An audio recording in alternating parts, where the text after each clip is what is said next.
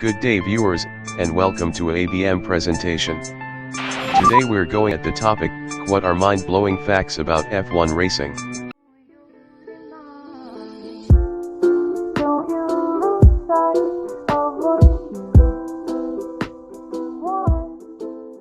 The answers featured are from Quora.com.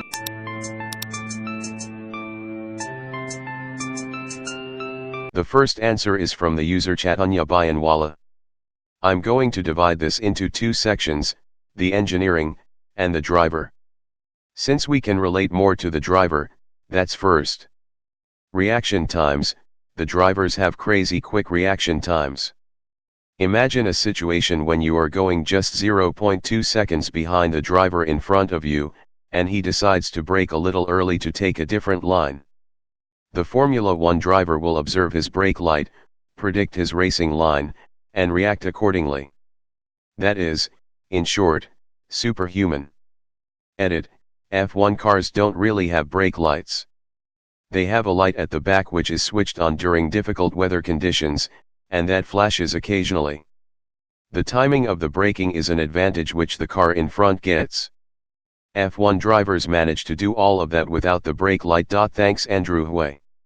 Awareness: the general awareness of F1 drivers is mind-blowing. If you observe a F1 race, you'll find several large screens to display the race on the trackside. F1 drivers are able to get information off these screens while they are driving. They have to have, in some way, an eidetic memory. They are able to save an image of what they want to read, for instance the board which the team takes out near the pit straight, and read it later, in their head. Eyesight: they have awesome eyesight. Really? Concentration: very many people say Formula One drivers are able to put in close to their maximum concentration for 1.5 hours. The truth is manage their concentration. The straights give them a little breathing space. The amount of mental pressure to concentrate for 1.5 hours continuously is nearly impossible. Adaptability: F1 drivers can adapt to nearly any situation. Schumacher was stuck in fifth gear during '94 Spanish Grand Prix, and still he finished second. After taking 2 pit stops in car stuck in fifth gear, like Ankit Malhotra said. Physical fitness: imagine being in a car which is putting you under 4-6 gs of force on a regular basis, baking at 50 degrees Celsius, with your heart rate averaging 170, for 1.5 hours. There are special exercises in F1 to accustom your neck to those kind of forces. Here's Alonso doing something with his neck. I haven't mentioned anything about their superhuman ability to drive their car to its limit, or to a certain pace. All F1 drivers have this incredibly clock in their head, which can allow them to hit a target time for a lap. Going as fast you can is one thing. Going as far as the car can is another. Managing your pace to hit target time so as to preserve the brakes, engine and tires is something else still. That too, without any assistance like traction control or ABS. The engineering. Adaptability: personally, everything else aside, what amazes me most about F1 is the way FIA goes out and banned a variety of stuff to make the field more competitive, and the cars lose performance, and how engineers claw back that performance by thinking of still newer and innovative solutions. As an engineer, that creativity is mind-blowing. Attention to detail: every tiny part of the car is closely monitored and tweaked to get maximum performance out of the car. It is not unusual to hear the race engineer telling his driver to do a 25 m coast before braking so as to cool the engine and brakes. Aerodynamics: a Formula One car is not the fastest in terms of straight line speed. Cars such as Bugatti Veyron can beat a F1 car on a long enough straight. However, where it excels is lateral acceleration. F1 cars are incredibly fast in corners, and they have a very narrow working range for each corner. Go too slow, and you don't get enough downforce to take it, and go too fast, and you'll overshoot it. Data analysis: every team crunches quite a few numbers before coming to any circuit. Best angle of attack for the front wing, for the rear wing, temperature, tire wear, and so on. Furthermore, the best drivers have a very good technical understanding of the cars, and are able to communicate in very specific terms as to what and how they want to change something. The final tuning is naturally done on track. Even the setup of the car itself is an issue. What may work best for qualifying might not be suitable for the race because of increased tire wear, fuel consumption, etc. So a team has to find the optimum balance between that as well. Strategy: a race engineer typically has a very close relationship with his driver, and race strategies are often responsible for winning or losing a race. Alonso's strategy in Abu Dhabi in 2010 lost him the championship.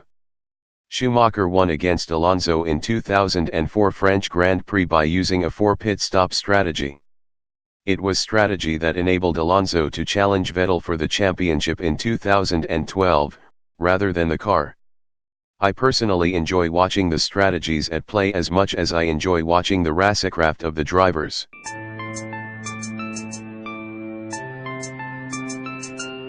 Next up, our second opinion is from Krishna Patel. Weight lost by the driver during a complete race is up to 3 kilograms. Total number of gear shifts during a race is more than 2,500 shifts and can even reach 3,000 shifts. On a steering wheel of an F1 car more than 25 controls are there, which includes buttons, knobs, and pedals. These controls are used to tweak many settings like brake bias, differential, fuel pressure, engine torque curve, KERS, DRS, speed limiter for pit, etc. Refilling is banned in F1 now. Teams were able to pump 12 liters/second of fuel in a pit stop during race. In raining conditions, F1 car can displace water at the rate of 60 liters/seconds in the air at top speeds. 13 number is not entitled to any car in F1. It is considered unlucky. It was used only for 2 occasions, once in a race, 1963, and for a qualifying, 1976. Driver's seat of an F1 car seems very uncomfortable from outside, but they are very comfortable and designed as per the driver's body shape. Lewis Hamilton once said in an interview that the seats are so comfortable that sometimes he has taken a nap between 2 sessions of qualifying round inside the car only.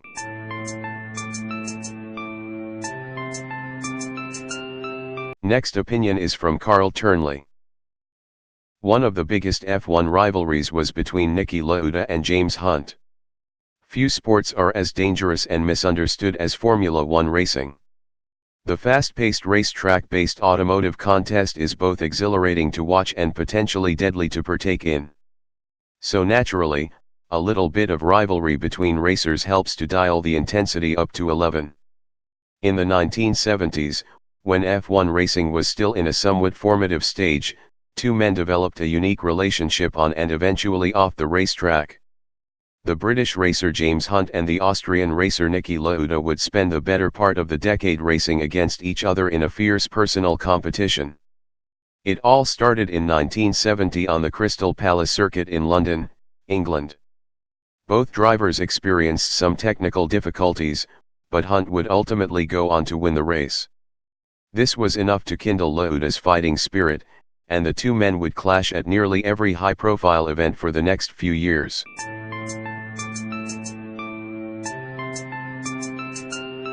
Next up, Ankit Malhotra, CEO at Bluebin, 2017 present.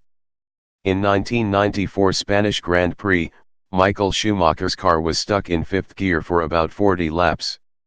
The problem occurred at the end of lap 21, before the chicane, where Michael was not able to switch down, so he was to make his first pit. He still completed the race, took 2 pit stops in the process, and finished an unprecedented second.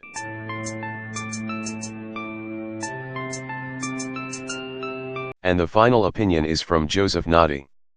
The average cost of an Formula One car is roughly between $6 to $8 million US. Also bear in mind that is the price with the most basic components. That doesn't include hundreds of millions spent on research and development. There are approximately 80,000 components that come together to make an F1 car. These components need to be assembled with 100% precision and seamless accuracy to make it function for a 2-hour race. F1 engines rev up to about 16,000 rpms and are built to last for about 2 or 3 races maximum and are limited to 5 engines per season. That is the extent to which these cars are pushed. We expect our daily drivers' engines to last for about 15 to 20 years if well maintained, with an average RPM range of 3 to 6,000. Ready